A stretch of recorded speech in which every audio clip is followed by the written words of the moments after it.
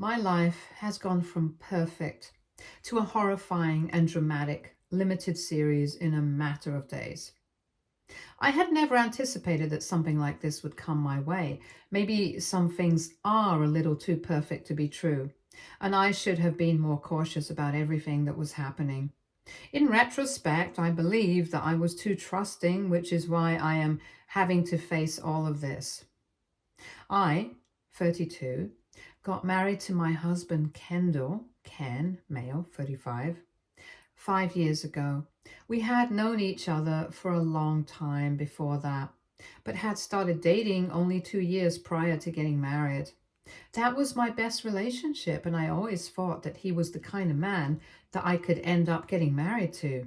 He had shown no red flags since I had known him and in the 2 years that I had been with him.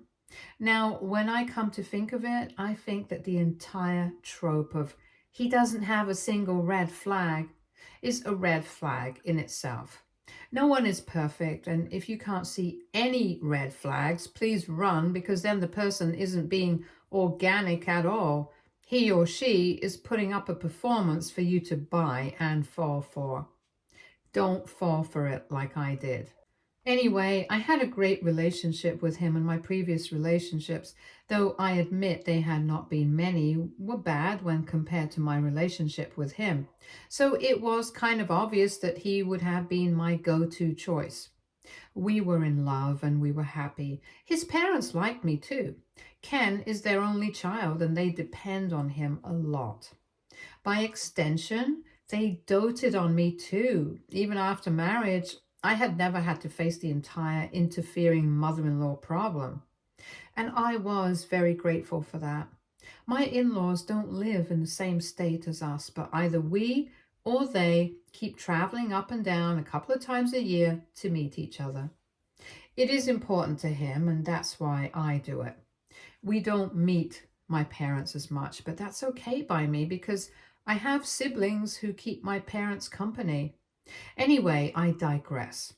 What the point of this entire backstory is to tell you that I had, by all means, the perfect marriage.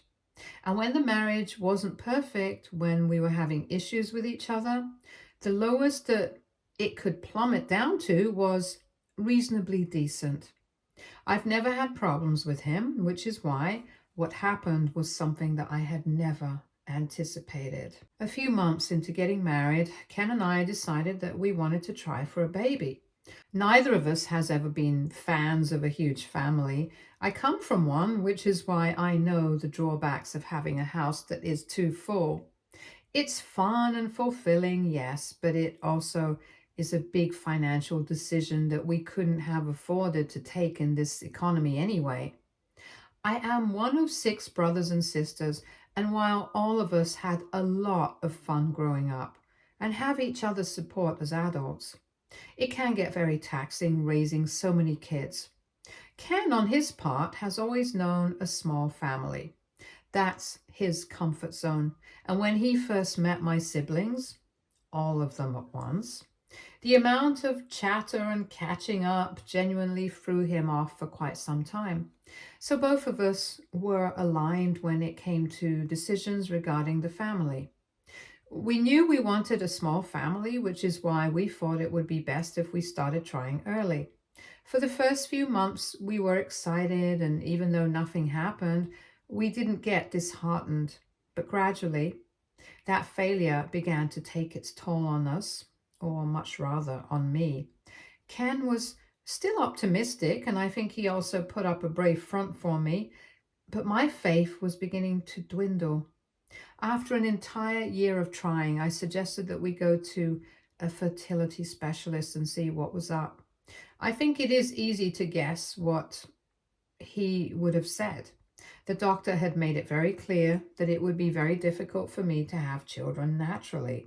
Conception for me was an uphill battle, and the only way for us to ensure a pregnancy and a child this way would be to go for fertility treatments. It was a very hard day for him, and though now I have come to terms with it, I felt horrible about myself as a woman and for Ken because he had a wife like me. It was a very dark period of my life. What angered me the most was that Ken immediately started discussing fertility treatments with the doctor without even consulting me.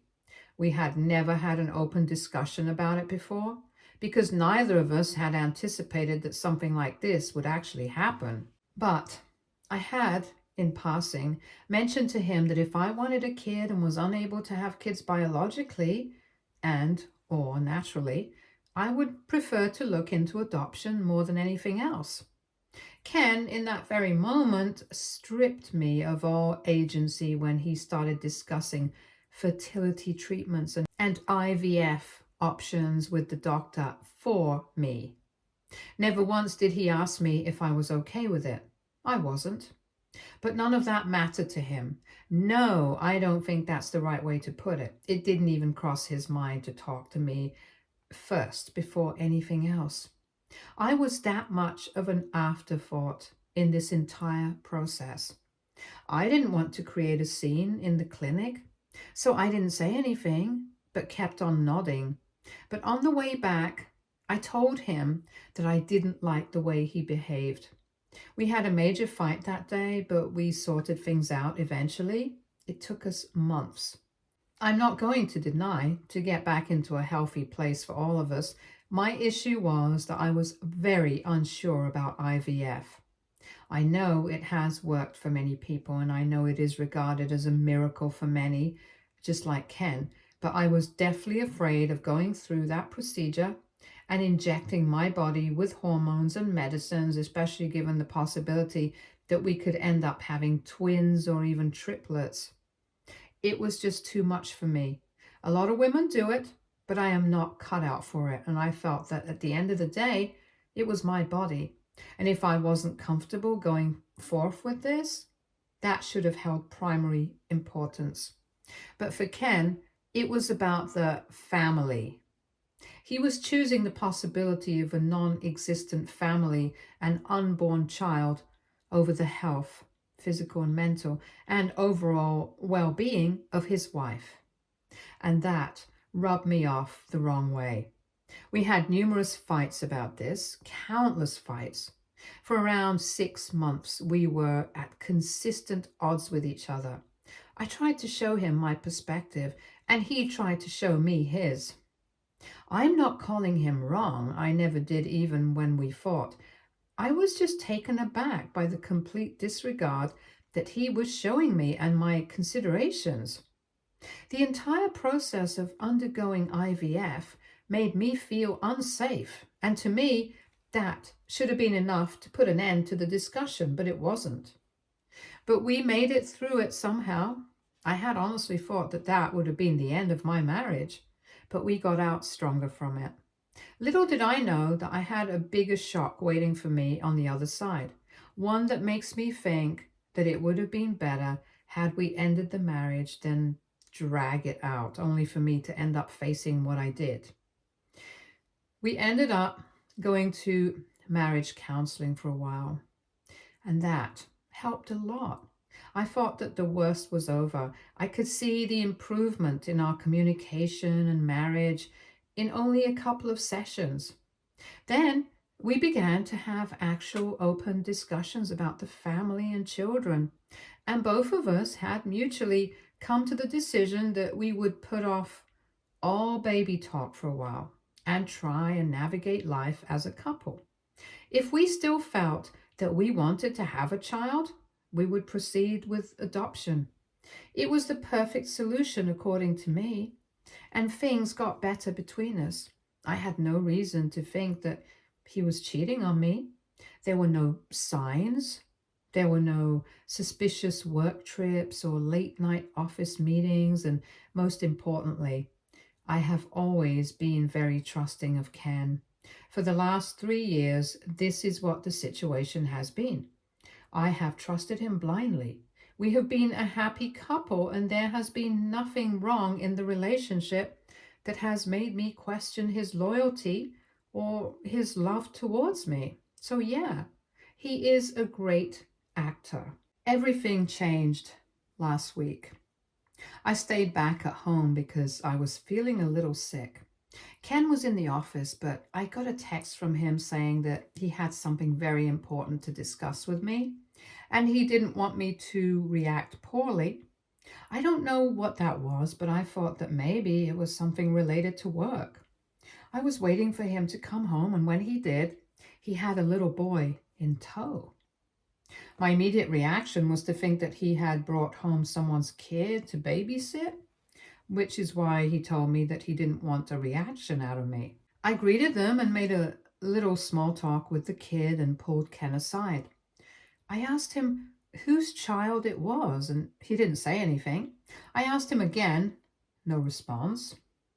Finally, he told me that he was his son. For a moment, I just looked at him, and then I started laughing. I thought as if he was joking or pulling a prank on me. But before I could fully register what was even happening and could consider the possibility that maybe what he was saying might have some truth to it, the waterworks started. He started bawling uncontrollably and kept on saying that he was sorry and that he would make things right. I had started freaking out by that point and asked him what he meant. And he said that he would tell me soon, but right now I needed to look after his son. I yanked my arm away and said that I wasn't going to look after his son unless he told me what the hell was actually happening. By that time, the kid had started getting cranky and weepy too. I rushed to attend to him and had to fix him a quick meal before he felt better. Ken was trying to avoid the conversation, and with the kid around, it was easy to get distracted. When he had finally put him to bed, he told me what had happened. The only saving grace about the entire thing was that he did not lie. He told me that when we had hit a rough spot in our marriage, he felt as though a divorce was the only option. It was then that he had a fling with a woman, and according to him, it lasted a really short time. This was around the same time that we were contemplating going to marriage counseling. He said that they were both careful, but somehow she ended up pregnant. When she told him, he broke things off completely and asked her to abort, but she was adamant that she wasn't going to do that. And by then, things between us had gotten better, and he said that he did not want to lose me over a mistake. That was when he hatched a plan that he would pretend to be okay with the idea of adoption, and when the time came, when we were ready, he would end up adopting his own child. He said that he did not want to give so much money to child support for 18 years, and he was only waiting for the opportunity to get me on board again. I asked him if the mother knew about all this and agreed to it. He said the mother was okay as long as he was either paying her money to raise the kid or had taken the kid himself. I was too stunned to speak. I just couldn't believe that he would betray me this way. I asked him if the kid, Zach, 2, male, was here since I wasn't on board. He said that his affair partner passed away in an accident, and now the kid is completely his responsibility. I looked at him with complete disbelief. I couldn't begin to understand that now we had to be permanent caretakers of his kid with another woman. A kid that would be a constant reminder of his infidelity. I told him to get out of the house, but he went down on his knees and begged me not to leave him. He was trying to say something along the lines of how the kid is a blessing in disguise and whatnot, but my head was pounding. I just didn't have it in me to listen to this crap. I got up and just left. And I drove around town aimlessly and endlessly and just checked into a hotel. I dropped him a text that I wasn't coming back, and that was that. I got numerous messages and calls from him, but I didn't respond to a single one. I couldn't. I was completely and utterly numb by this, and I didn't know what to do. I had been betrayed like hell, and I was also going to be painted as a villain for not accepting a motherless child. It was all horrible, and I didn't know what to do. I didn't go home for 2 days. On the third day, my mother-in-law called me up. She said that she was in town and she wanted me to come back home so that we could talk. I told her that there was absolutely nothing to talk about and I had nothing to say. Neither did I want to listen to anything that Ken was going to say. She said that she completely understood my perspective, but she wanted me there so that she could help me out. I was a foolish woman because I believed her. I thought I had some support, and I thought that as a woman, maybe she would advocate my case. I was clearly wrong, and I should have known better. I trusted her, and I went back home. Zach was not there, but Ken, mother-in-law, and father-in-law were. My mother-in-law got up and hugged me, and that made me put down my guard a little. She held my hand, asked me how I was feeling, and made me feel all comfortable and secure. And then it started.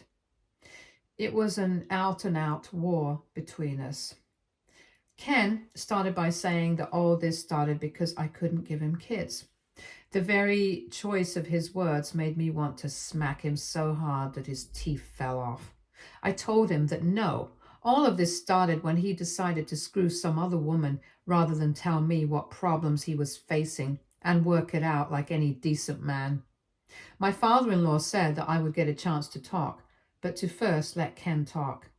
Ken continued and said that the affair was a mistake, but the child was a gift, and I was being a moron for not seeing it that way. He said that we had always wanted children of our own, and now we had one. All that was left was for me to stop being a bitch and accept him. I couldn't even believe the gall of this man. I told him that this was not our kid. This was his kid. And there is a huge difference between those two things. That's when my mother-in-law butt in and said that I anyway couldn't have a kid of my own, which is why his kid was in fact my kid. She said that this was the way God had intended it to be. And now I had to be a good wife and thank the Lord for getting rid of my problems as a woman with such ease. I told her that she was out of her mind if she thought that this was God getting rid of my problems.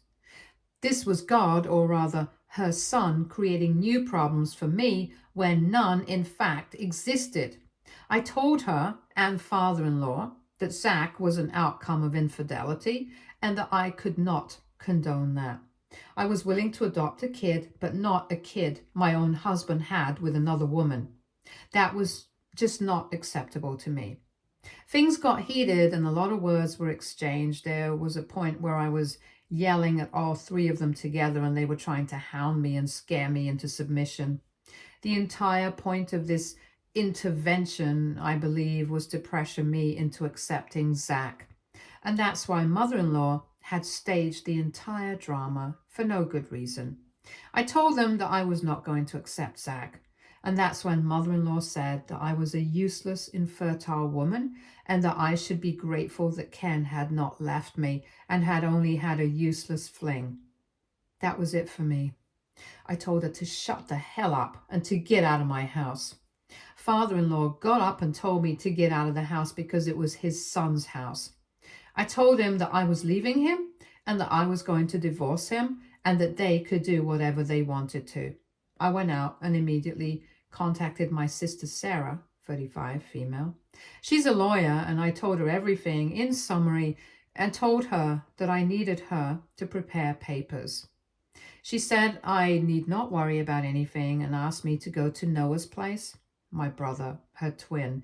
He lives in the same city as me. I told her that I hadn't wanted to involve all of them, but now it has come to that and I don't see any way out other than divorce. It has now been a week since I've been with Noah and I don't know what to feel anymore. Update 1. I have now been staying with my brother for over 2 weeks, and I guess the thrill of being grandparents has worn off. Nobody has agreed to take care of Zach, and my mother-in-law has been bombarding me with messages, trying to manipulate and gaslight me into giving the poor kid a chance. I don't want to. I'm not going to be a mother to a kid that is the result of my husband's cheating. I know it's not Zach's fault, but I also know that I don't have it in me to look past it and agree to whatever is happening. I'm not cut out for that. Sarah has asked me not to block any one of them because this could be beneficial during the divorce proceedings. So I am stuck with this for as long as this doesn't resolve itself. Noah, however, told me that instead of taking this lying down, I could get back to them and mess with them. He suggests that I tell them that I'm willing to take care of Zach, only if I'm allowed to open the relationship just from my end. That was the only way I would be willing to forgive Ken's infidelity if he allowed me to be open. But the same rules won't apply to him. I told him that that would be too much, and Sarah would never allow me to do something like that because that would look bad for the divorce. But Noah said that he could sneakily pull something like that off. He also offered to have his friend pretend to be my boyfriend or the supposed third partner in the relationship. It sounds fun, and to be honest, I think I'm contemplating it. It would be fun to give my in-laws a taste of their own medicine, let them see what it feels like to have a third person just swoop in and ruin your marriage. Update 2. A lot has happened since my last update, and I'm sorry for being missing in action for the last few weeks. My head has been pounding, and Reddit was the last thing on my mind. To all of you who are overjoyed at Noah's idiotic ideas and wanted me to go through with them, I'm sorry to burst your bubble, but none of that is happening. I didn't want to create issues in the divorce, and everything was very messy anyway. Ken called me up and begged me to talk to him, and I told him that that would happen only in Noah's place, where he would be alone, but I would have my siblings in attendance. He tried to resist the offer and said that that would mean an invasion of our privacy and the sanctity of our marriage. I actually laughed when he said that. I told him that he had absolutely no problem when his parents were the ones hounding me, and that wasn't an invasion of privacy to him. I also told him to keep his trap shut about the sanctity of our marriage because all this supposed sanctity had been thrown out the window the moment he decided to get involved with another person. I told him I wasn't willing to meet him or talk to him otherwise, and he reluctantly accepted the offer. When he came home, he looked bad, and that's a pretty word that I'm using for him. He said that between the divorce and taking care of Zach, his savings were running dry, as was his health. He said he was at his wit's end, trying to juggle and handle everything, and he needed my help. Apparently, his parents had left the moment things got ugly, saying that it wasn't their responsibility to take care of his kid. I agree with them on this, to be honest. There was nothing new that Ken had to say to me. It was basically a repeat of everything that we had already gone over hundreds of times. But this time, he just added more self-victimization to it.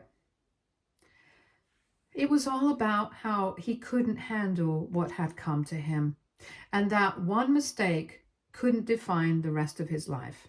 I didn't budge. I told him that this was his grave and he had to lie in it. Zach was his son. No amount of guilting others would help him out of this one. He said that I was a cruel woman for behaving this way, and that he couldn't believe that I could be so heartless and ruin the life of a child. I told him that he ruined the life of the child by bringing him into the world in the first place. It was entirely on him. He chose to have Zach. And now, just because he's being required to be a grown-up about it and become a father, he is in his pants. He said I had no idea what I was doing, and if I didn't help him out, I would be the one responsible for completely destroying Zach's life. He said that Zach's mother had no relatives around, and the ones that were alive were too conservative to accept a child out of wedlock. He said that she had been disowned and disgraced by her family for having Zach, and the agreement between them was that he would be responsible for the financial aspect till we adopted him, or rather he fooled me into adopting him, and the mother just had to act as a babysitter till then. Because of the conservative views of her family, No family member was willing to take in Zach or support him after the affair partner's death. I genuinely was at a loss because I did not understand how in the hell was it my concern. He said that the only place that Zach could go to was with him, and he was just unable to manage anything. If I didn't help him out and did not help Zach out, Zach would have to go into foster care.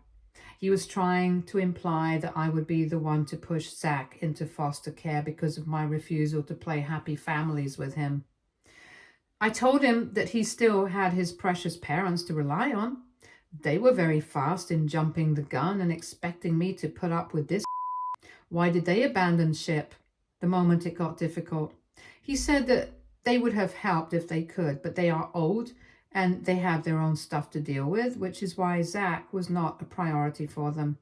I told him that just as they were allowed to prioritize their stuff over a child that was sprung into their lives out of nowhere, so was I. He begged me to at least reconsider the divorce and that he didn't have the bandwidth or the money to be fighting that. But I said, tough luck. I told him I wasn't going to halt my life just because it was inconvenient for him. He was an for expecting mercy and warmth from me. He was an ass for expecting mercy and warmth from me. I told him that if you think that I am an inconsiderate bitch, you are right, because I am one. And I have no shame in admitting it. I told him that the divorce was happening, and the only person I felt sad for in the entire situation was Zach. And that too, only because he had such a failure of a man as a father. This tipped him off the wrong way and he started cussing me out. But thankfully, I had Sarah and Noah there, and Noah practically threw him out of the house. I don't know why the moron was expecting any sort of reconciliation and how he even had the audacity to stand in front of me and make these claims. All I know is that I am done with him and his. Update 3. Holy crap, I had forgotten all about this account. It has been a long time since I logged in, and I'm happy to inform you that I am now divorced and have been so for quite some time. You had a lot of questions about Zach, but I'm sorry to say that I don't have any information on him. And I don't want that either. I have since moved out of Noah's house and have rented a small studio for myself. It's pricey, but I like the place, so yay, win for me. I have not been in touch with Ken since the divorce, even though he has been trying so every couple of weeks. I don't know what is it going to take for him to realize that we're over. This is by no means a fairy tale ending. I'm still hurt. I still feel betrayed. And I don't know when I'm ever going to be able to trust anyone again. What I do know is that I am going to move forward now without looking back. Stay tuned for more stories from our girl relationships.